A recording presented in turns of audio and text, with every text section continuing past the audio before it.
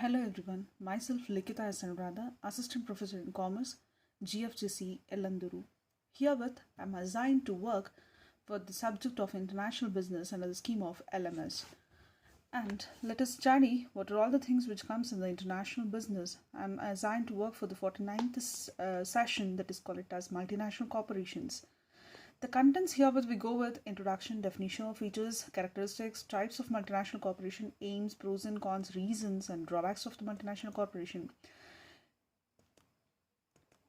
Introduction. A multinational company is one which is incorporated in one country but whose operation extend beyond the home country and which carries on business in other countries in addition to the home country. Such companies have offices or factories in different countries and usually which have a centralized head office where they coordinate global management.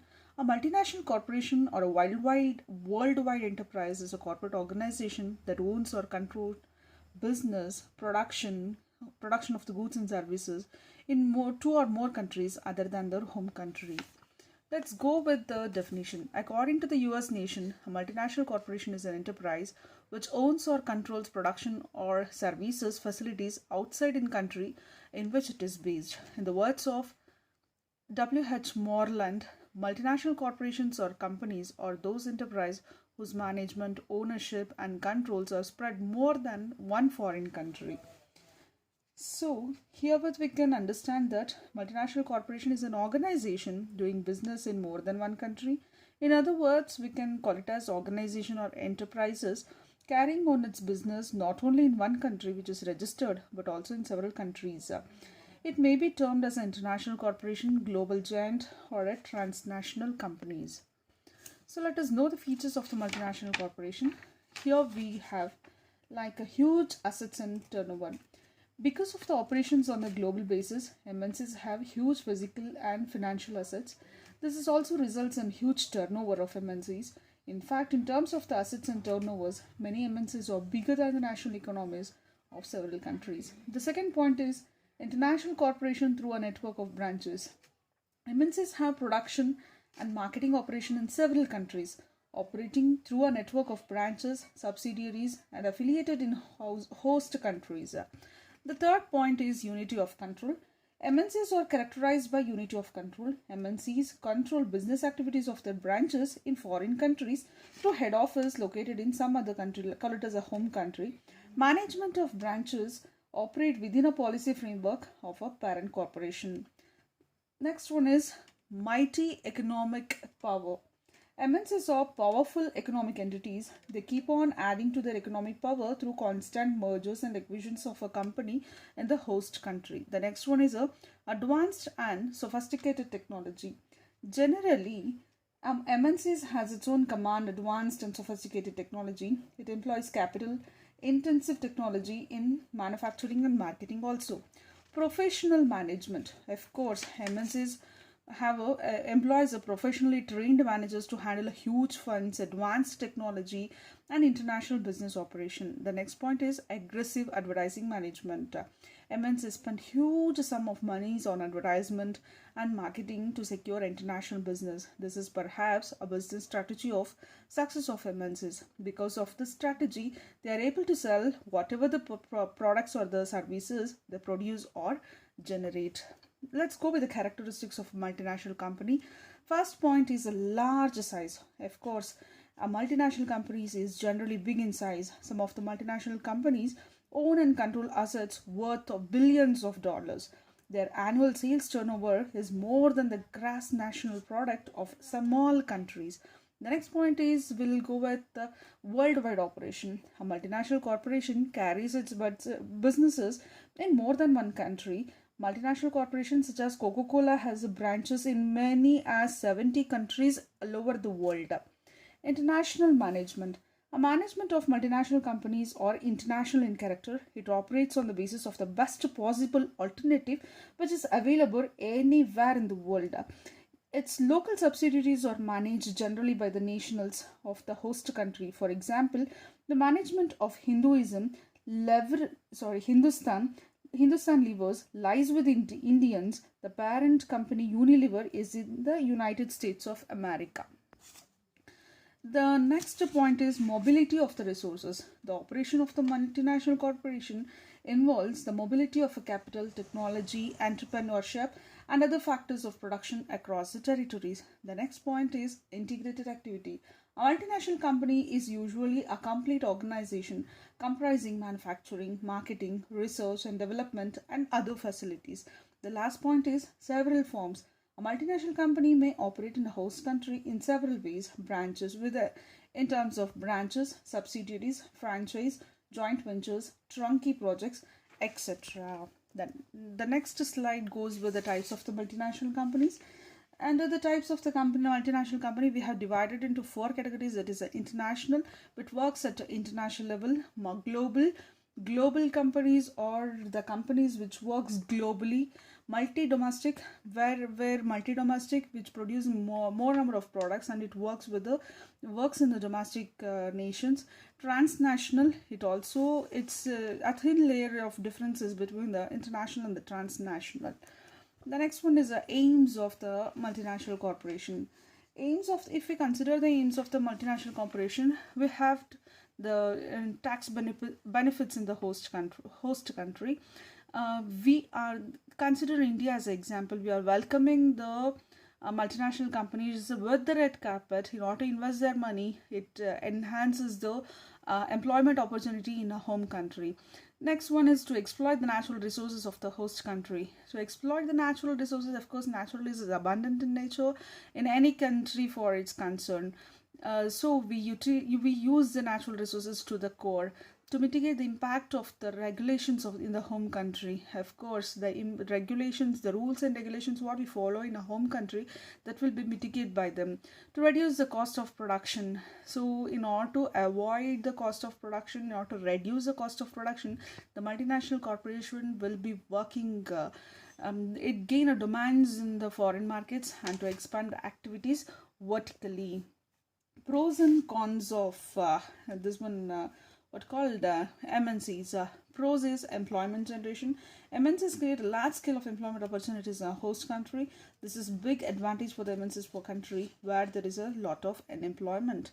Automatic inflow of a foreign company. MNCs bring in much needed capital for the rapid development of a developing countries. In fact, which the entry of MNCs, inflow of foreign capital is automatic. As a result of the entry of MNC, example, India has attracted foreign direct investment with several $1 million. Proper use of the ideal resources. Because of their advanced technical knowledge, MNC is in a position to properly utilize idle physical and human resources in a host country. This results in an increase in the national income of the host country. Improvement in technology and standards of living. Of course, MNCs helps in the host country. Because of their advanced technical knowledge, MNCs are in a position to properly utilize idle physical knowledge. Improvement in the technology. Improvement in the technology is, of course, MNCs carries advantages of technical development in a host country. In fact, MNCs are a vehicle for transference of the technical development from one country to another country. End of local monopolies. The entry of the MNCs leads to competition in the host country. Local monopolies of host country either start improving the products or reducing their prices. Thus, MNC put an end for the MNC this one what called exploitative practices of local monopolist. The last point is promotion of international brotherhood and culture. MNCs integrate the economies of various nations with the world economy. Through their international dealings, MNCs promote international brotherhood and culture and pave way for the world peace and prosperity. The next slide is a cons of this multinational company. The first one is danger for domestic industries. MNCs, because of the vast economic power, pose a danger to the domestic industry, which is still in the process of development. Domestic industries cannot face challenges posed by the MNCs. Many domestic industries have to wind up as a result threat from the MNCs. The next one is repatriation of profit. Repatriation of profit means sending profits to their country. MNCs earn huge profits. Repatriation of the profits by the MNCs adversely affects the foreign exchange reserves of the host country, which means that a large amount of foreign exchange goes to the host country only. The next point is no benefit to poor people. MNCs produce only those things which are used by the rich. Therefore, poor people of the host country do not get generally any benefit for its concern out of MNCs. The next one is a self-promotion of aligned culture. Self-promotion of aligned culture is like it tends to promote aligned culture in host country to sell their products. They make people forget about their own culture heritage. In India, example, MNCs have created a taste of synthetic food, soft drinks, etc. This promotion of foreign culture by MNCs is injurious to the health of the people also. The next point is careless exploitation of the natural resources. In a systematic manner, of course, MNCs join hands with the big business houses of the host country and emerge as powerful monopolies. This leads to a concentration of economic power only in the few hands. Gradually, these monopolies make it their birthright to exploit poor people and enrich themselves at the cost of the poor working class. The next slides is like reasons for MNC's growth. Reasons for MNC's growth is like availability of the raw material. When there is availability of the raw material, we welcome this one MNCs. Next one is non-transferable job, non-transferable knowledge, protecting secrecy, the product life cycle hypothesis, availability of capital and organization factor, avoiding regulation, production flexibility, avoiding tariffs and quotas. Because of all these reasons, MNCs is developing like anything. Drawbacks of MNCs: drain of resources for profit maximization. The basic objective of MNC is profit maximization through exploitation of the whole host country resources. Next one is a strain of scarce foreign exchange reserves. These days, MNCs or belonging to the developed countries are usually making huge investments in the developing countries for the benefit of their home country. Thus, they transfer a huge amount of the country's foreign exchange reserves by the way of royalties, fees, dividends, etc. Next one is minimum transfer of technology. It has been observed that MNCs generally do not transfer their advanced technology to the host country. They carry out of the research and development in the home country. Insignificant employment potential. The MNCs most operate in the capitalistic intensive industries owing to their labor-saving technology approach. Employment generation out of their investment is not very significant as a LDC. Moreover, they do not very enthusiastic in employing local nationals on high cadre of technological and managerial post. The next point is interference of state sovereignty. There are responsibility of interference by the home governments of the MNCs in the host country policy matters and international economic political relationship through the influence of the MNCs. The next one is influence on culture. MNCs brings their cultural norms and attitudes in the host country and may cause destruction of its original culture in various ways. Next one is evasion of taxes. Evasion. The MNCs may manipulate their accounts to evade the local taxes. It is happening everywhere nowadays. Next one is monopoly growth. MNCs create their monopolies in the markets and eliminate the local enterprises. The last one is economic threat.